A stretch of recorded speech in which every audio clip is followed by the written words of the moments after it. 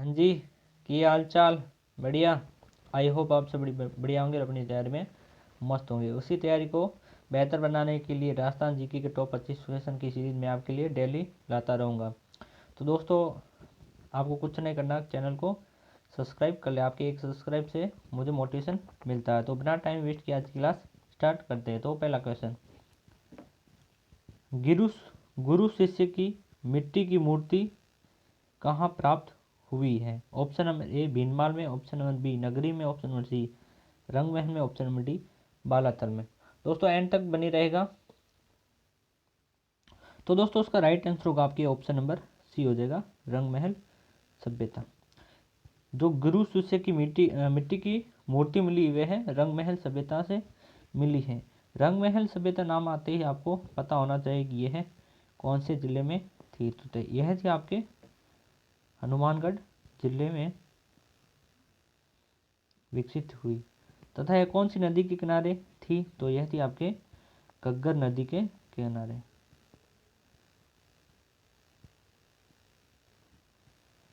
घग्गर नदी के किनारे। यदि दोस्तों आपसे पूछा जाए कि इसकी जो उत्खनन करता था वह है कौन था, तो उसका जो उत्खनन करता था वो था डॉक्टर हनारिड। डॉक्टर हनारिड। इसका उत्खनन कार्य कब किया गया? तो 1952 में किया गया। यह दोस्तों स्वीडन के पुरातत्वविदा थे डॉक्टर हनारिड। नेक्स्ट क्वेश्चन दोस्तों, चैनल को सब्सक्राइब जरूर करें। दूसरा क्वेश्चन, आमेर लेख में कछवा वंश को क्या कहा गया? Option number A Suryavanshi, option number B Chandravanshi, option number C क्षत्रक, ऑप्शन नंबर डी रघुवंश तिलक। फटाफट कमेंट करिएगा दोस्तों। एंड तो आपको लास्ट में कमेंट करके बताना है कि 25 क्वेश्चन में से आपके कितने क्वेश्चन सही हुए। एंड इसका राइट आंसर होगा आपके option number D is the right answer. जो आमेर लेक है वो 1612 का लेक है और इसमें कछवा वंश से संबंधित जानकारी मिलती है, जिसमें कछवा वंश को रघुवंश तिलक कहा जाता मतलब बताया है। नेक्स्ट क्वेश्चन, रंगमहल सभ्यता का उत्खनन कार्य किसके द्वारा किया गया? अभी बताया है कि अनारिड को जो उत्खनन कार्य था वो अनारिड ने किया। कब किया? तो 1952 में। 1952 में रंगमहल सभ्यता। नेक्स्ट क्वेश्चन है, बेराट सभ्यता का उत्खनन कार्य किसके द्वारा करवाया गया? तो दोस्तों पिछली वीडियो में मैंने आपको बेराट सभ्यता के बारे में बताया था कि इसका उत्खनन किसने व कब किया, यह है कहाँ है, सभी बताया था। फिर भी दोस्तों इस वीडियो में बता देता हूँ। तो उसका राइट आंसर होगा आपके दयाराम साहनी। बेराट सभ्यता का उत्खनन कार्य किसने किया? तो दयाराम साहनी ने। कब किया? 1936 में। 1936 में उत्खनन कार्य किया। 1936 में। यदि आपसे पूछा जाए कि बेराट सभ्यता कहाँ है, तो यह दोस्तों आपके जयपुर में विकसित हुई। कौन सी नदी किनारे? तो बाणगंगा नदी के किनारे। बाणगंगा नदी के किनारे।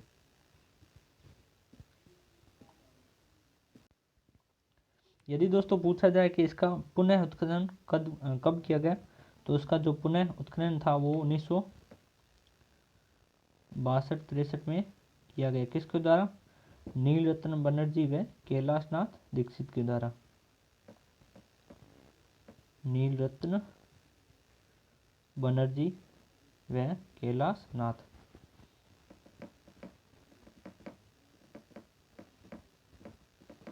कैलाशनाथ द्वारा।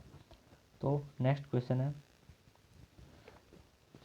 गुर्जर प्रतिहार वंश की मंडोर शाखा की किस शासक को रोहिल्दी कहा जाता है? इंपोर्टेंट क्वेश्चन है, नोट कर लेना इस क्वेश्चन को।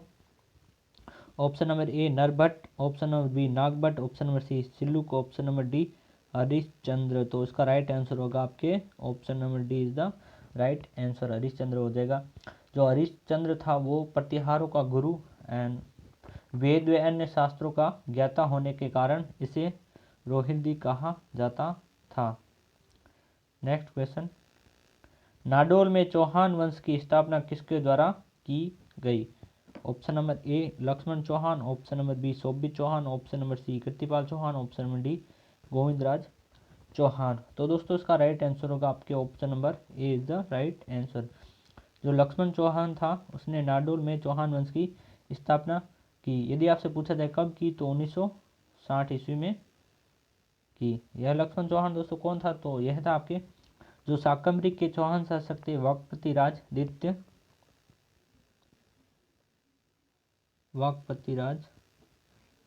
द्वितीय, उनके पुत्र थे लक्ष्मण सिंह। नेक्स्ट क्वेश्चन, पटुओं की हवेली कहाँ स्थित है? Option number A Jodhpur, option number B Barmer, option number C Jaisalmer, option number D Bikaner. तो दोस्तों फटाफट कमेंट करेगा। जो इसका राइट आंसर होगा आपके ऑप्शन नंबर सी हो जाएगा। जैसलमेर में स्थित है पटुओं की हवेली। यह दोस्तों हवेली है जो पटुओं की विश्व प्रसिद्ध हवेली 5 हवेलियों का समूह है। यानी दोस्तों ये हवेली 5 हवेलियों का समूह है जिसका निर्माण 5 भाइयों ने मिलकर किया था। और यह इसका निर्माण 1800 से 1860 के मध्य किया गया। दोस्तों यदि आपसे पूछा जाए कि जैसलमेर की अन्य हवेली, तो आपके प्रसिद्ध है नथमल की हवेली, नथमल की हवेली, और दूसरी है सालिम सिंह की हवेली।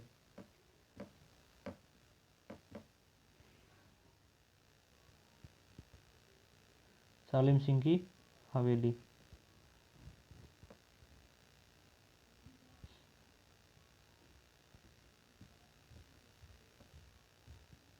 सालिम सिंह की हवेली। इसी कारण दोस्तों जैसलमेर को हवेलियों की नगरी व झरोखों की नगरी कहा जाता है।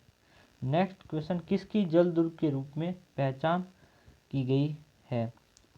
गागरोन दुर्ग, कुंभलगढ़ दुर्ग, रणथंभौर दुर्ग, लोहागढ़ दुर्ग। दोस्तों ध्यान रखना जल दुर्ग को ओदक दुर्ग भी कहा जाता है। ओदक दुर्ग। तो इसका राइट आंसर होगा ऑप्शन नंबर ए गागरोन दुर्ग। जो गागरोन दुर्ग है वह काली सिंध व आहू नदी के किनारे तीनों तरफ से जो आहू नदी है इन दो नदियों से तीनों तरफ से पानी से घिरा हुआ है, इसलिए गागरोन दुर्ग को जल दुर्ग की श्रेणी में रखा जाता है। यदि आपसे पूछा जाए कि इसका निर्माण किसने कराया, तो इसका निर्माण डोड राजा जो कि परमार वंश थे, उन्होंने डोड परमार राजा द्वारा इसका निर्माण किया गया। यदि दोस्तों आपसे पूछा जाए कि गागरोन दुर्ग है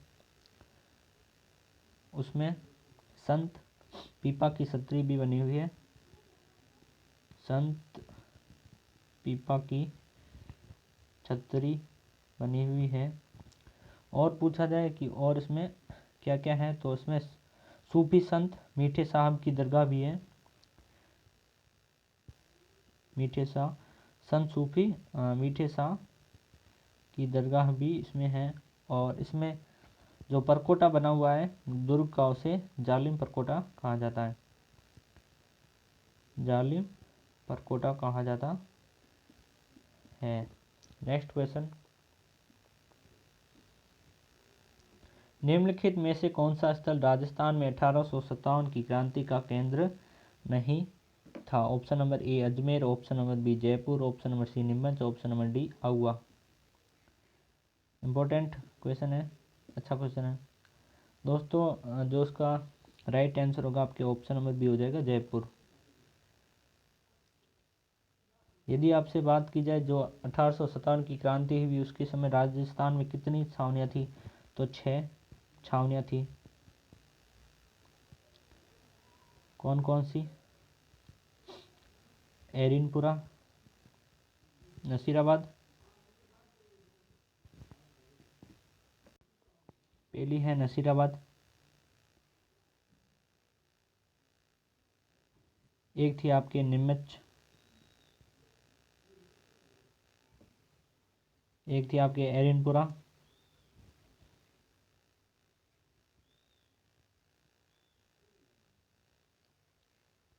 एक थी आपके देवली,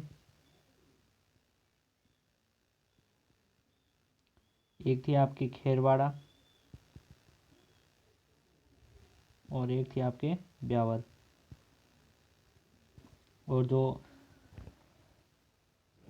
अजमेर था वो एजीजी के अंडर में था एजीजी यानी एजेंट टू गवर्नर जनरल, जो इसका कार्यालय था अजमेर में। और जो 1857 की क्रांति के समय राजपूताना के एजीजी थे वो थे जॉर्ज पैट्रिक लॉरेंस। तो इसका राइट आंसर होगा आपके जयपुर।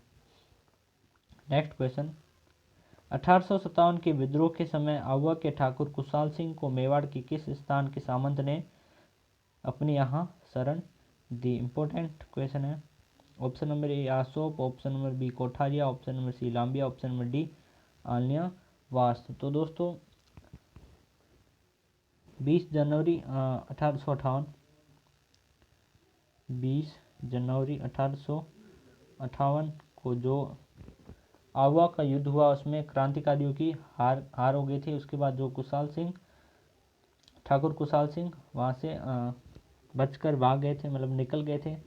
और जिनको मेवाड़ के जो सामंत थे उनका नाम था ठाकुर रावल जोध सिंह, ठाकुर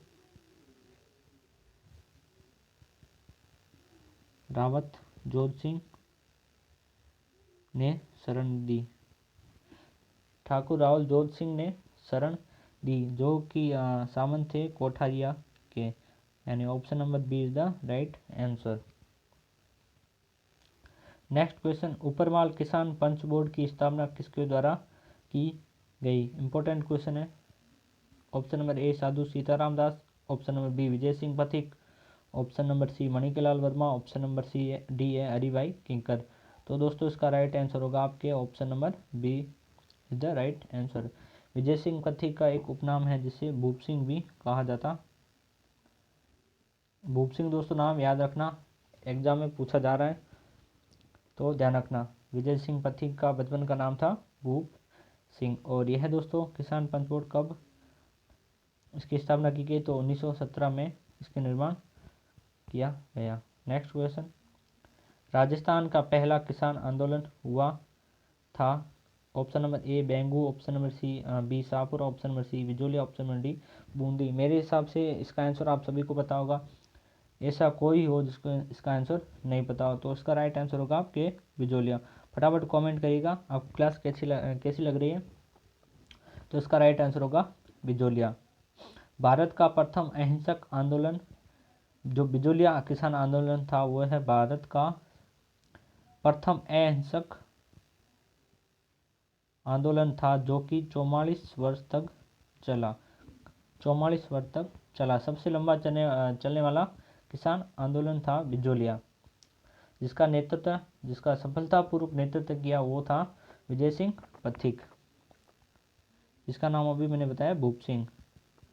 जो उसको नेतृत्व करता थे वो थे विजय सिंह पथिक। और जो किसान थे वो धाकड़ जाति के किसान थे, धाकड़ जाति के किसान थे जिन्होंने यह आंदोलन किया। नेक्स्ट क्वेश्चन, राजस्थान के एकीकरण के सप्तम चरण 1 नवंबर 1956 में किन क्षेत्रों में को सम्मिलित किया गया? तो इसका ऑप्शन नंबर ए है Matsya Sangh, option number B Jaipur, option number C Sirohi, option number D Ajmer और आबू। तो इसका आंसर मैंने आपको जो लास्ट वीडियो थी, पिछली वीडियो, उसमें बता चुका हूँ, और जिनका लिंक मैं डिस्क्रिप्शन में दे दूंगा, तो वहाँ से जाके देख लेना। राजस्थान के एकीकरण से संबंधित 15 क्वेश्चन उसमें बताए गए हैं। इसका राइट आंसर होगा आपका ऑप्शन नंबर डी। मत्स्य संघ के मुख्यमंत्री थे, ये भी दोस्तों बता चुका हूँ। यहाँ पर दोस्तों आप प्रधानमंत्री कर लेना।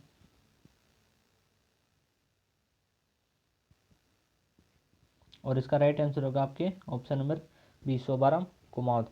यदि आपसे बात की जाए मत्स्य संघ, तो यह दोस्तों प्रथम चरण था राजस्थान एकीकरण का, जिसका उद्घाटन 18 मार्च 1948 को हुआ।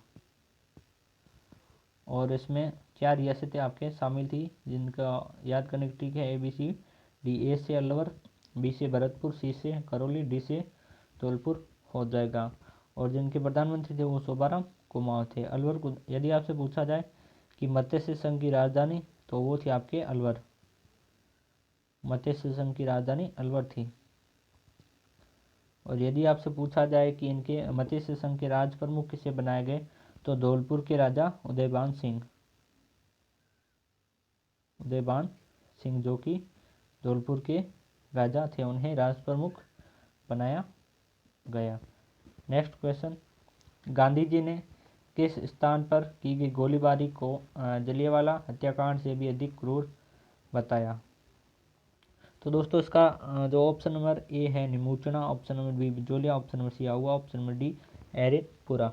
तो दोस्तों इसका राइट आंसर होगा आपके ऑप्शन नंबर ए हो जाएगा निमूचना। निमूचना दोस्तों यह रियासत है आपके अलवर में।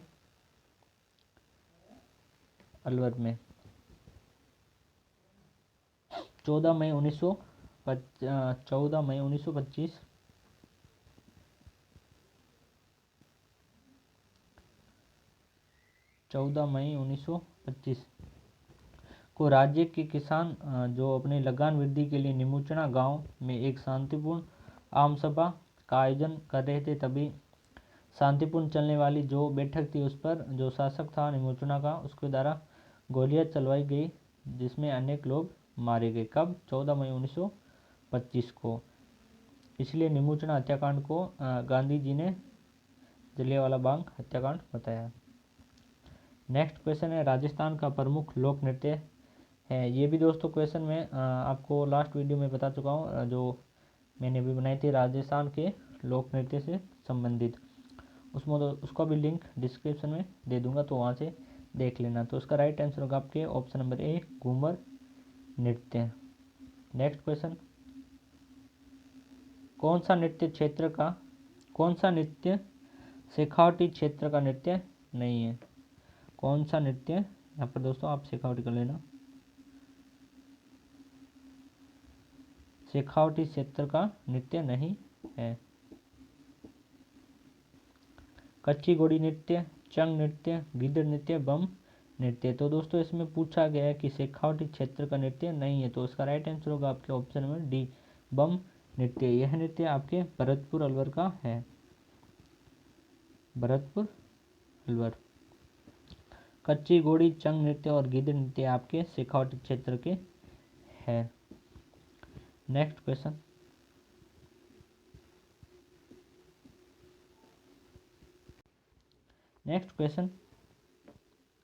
पर्यटन की दृष्टि से स्वर्णिम तरबूज गोल्डन ट्रायंगल किसे कहा जाता है? इंपॉर्टेंट क्वेश्चन है।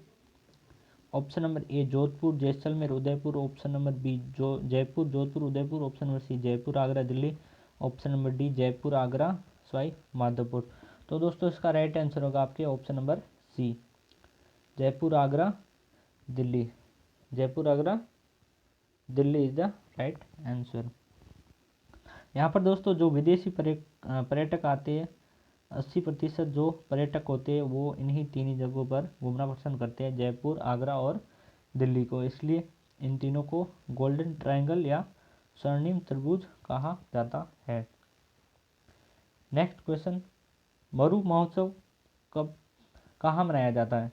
तो option number A Jaisalmer, option number B Jodhpur, option number C Barmer, option number D Bikaner. तो दोस्तों इसका राइट आंसर होगा आपके option number A is the right answer. Jaisalmer में मनाया जाता। कब मनाया जाता? तो आपके दोस्तों जनवरी या फरवरी में। और इसी महोत्सव में जो मिस्टर डेजर्ट होते हैं वे मिस्टर डेजर्ट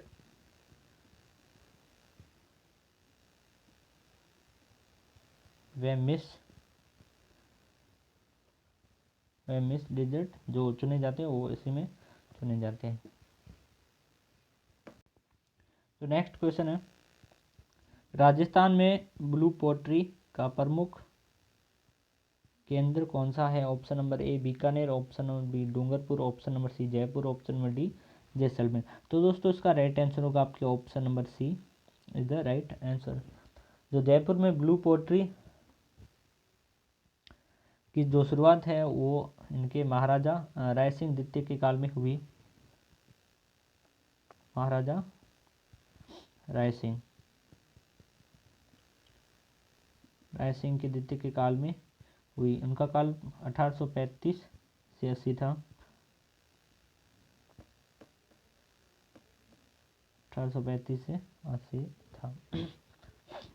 इसमें दोस्तों जो बर्तनों पर चित्रकारी की जाती है उसे ब्लू पोट्री कहा जाता है। यह दोस्तों बर्तनों पर चित्रकारी की जाती है। नेक्स्ट क्वेश्चन, निम्नलिखित में से कौन सा चित्रकार चित्रकला की मेवाड़ शैली से संबंध है? Option number A Surjan, option number B Virji, option number C Sahibuddin, option number D Ali Raza. तो दोस्तों इसका राइट आंसर होगा आपके option number C Sahibuddin is the right answer. यदि दोस्तों इसके जो चित्रों की बात की जाए कि इसने कौन कौन से चित्र बनाए, तो मैं आपको उनको नाम बताता हूँ, तो आप नोट कर लेना। प्रथम थे रागमाला, भगवत पुराण, गीत गोविंद, जो रसिक प्रिय थे, इनके प्रसिद्ध चित्र थे। यदि दोस्तों जो मेवाड़ के अन्य चित्रकारों की बात करी जाए तो उनके नाम थे मनोहर, कृपाराम, भैरूराम, नासिरुद्दीन, गंगाराम और जगन्नाथ उबरा आदि थे। नेक्स्ट क्वेश्चन, वह कौन सी जनजाति है जो भंगियों का अत्यधिक सम्मान करती है? इंपोर्टेंट क्वेश्चन है। Option number A Kathodi, option number सियासी, option number D Damor, option number D Kanjar. तो उसका राइट आंसर होगा आपके ऑप्शन नंबर बी सांसी। यदि आपसे पूछा जाए कि राजस्थान में सांसी जनजाति कहाँ है, तो यह आपके भरतपुर में है। भरतपुर में यह जनजाति पाई जाती है और यह भंगियों को अपना अत्यधिक सम्मान करती है। और दोस्तों यह है इनके जनजाति के बीच में जो आपसी विवाद होता है उनका निपटारा भी भंगी करते हैं। नेक्स्ट क्वेश्चन, तिलवाड़ा पशु मेला राजस्थान के किस जिले में लगता है? Option number A Barmer, option number B Nagaur, option number C Jaisalmer, option number D Bikaner. तो दोस्तों इसका राइट आंसर होगा आपके ऑप्शन नंबर ए बाड़मेर हो जाएगा। यह मेला है तिलवाड़ा पशु मेला, जो कि बाबा मलिनाथ की स्मृति में लगता है। बाबा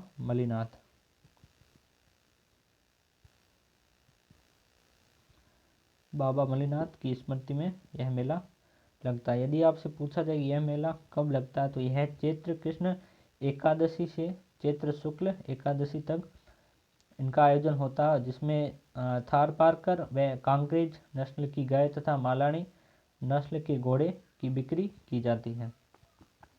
नेक्स्ट, गोगा जी का प्रमुख मेला गोगामेड़ी हनुमानगढ़ में पड़ता है, जबकि दूसरा मेला कहाँ पड़ता है?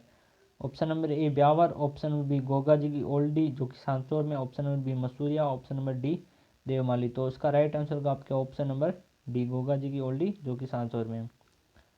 लास्ट क्वेश्चन, जड़ूला एक प्रमुख संस्कार है, इसे कहते हैं? ऑप्शन नंबर ए जातिकर्म, ऑप्शन नंबर बी चूड़ाकर्म, ऑप्शन नंबर पुंसवन, ऑप्शन नंबर डी सिमोंतन। तो दोस्तों इसका जो राइट आंसर होगा ऑप्शन नंबर बी हो जाएगा चूड़ाकर्म। तो दोस्तों ये चूड़ाकर्म क्या होता है? जब दोस्तों बालक जो बच्चा होता है उसके बाद प्रथम बार जो उसके बाल मुंडवाए जाते हैं उसे चूड़ाकर्म कहा जाता है। तो जड़ूला एक संस्कार है। तो दोस्तों आज क्लास यही समाप्त हुई। कमेंट करके बताना कि आपको क्लास कैसी लगी और प्लीज़ दोस्तों सब्सक्राइब कर ले, क्योंकि काफ़ी बच्चे हैं जो वीडियो देखते लेकिन सब्सक्राइब नहीं करते हो, तो सब्सक्राइब कर ले। आपके एक सब्सक्राइब से मुझे मोटिवेशन मिलता है और मैं आपके लिए अच्छे से अच्छा पर्सन जो लाता रहूँगा। धन्यवाद।